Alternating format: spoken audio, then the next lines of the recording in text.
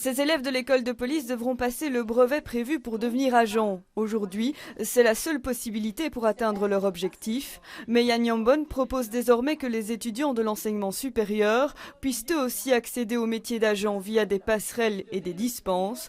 Côté syndical, on émet quelques réserves. Les universités ne vont pas rester les bras croisés et elles vont s'emparer de ces cycles de formation pour en faire leur cycle de formation.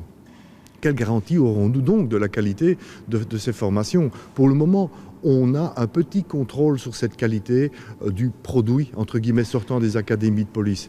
Mais si les universités s'en mêlent, nous n'aurons plus aucun contrôle et la qualité risque effectivement d'en souffrir. On a déjà maintenant une marche arrière des zones de police qui ne recrutent plus d'agents, puisqu'ils se fait vite le calcul qu'entre un agent qui doit rester à l'intérieur et un inspecteur de police qui a toutes les prérogatives et qui finalement peut remplir toutes ses missions, beaucoup de zones de police nous ont clairement dit « stop ».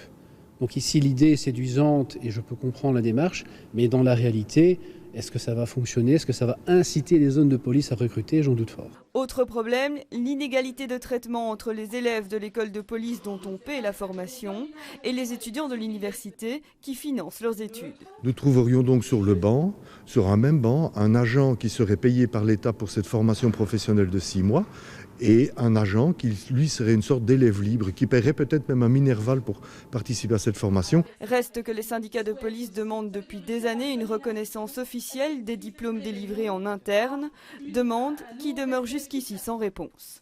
Gérer les dilemmes, c'est toujours un choix délicat.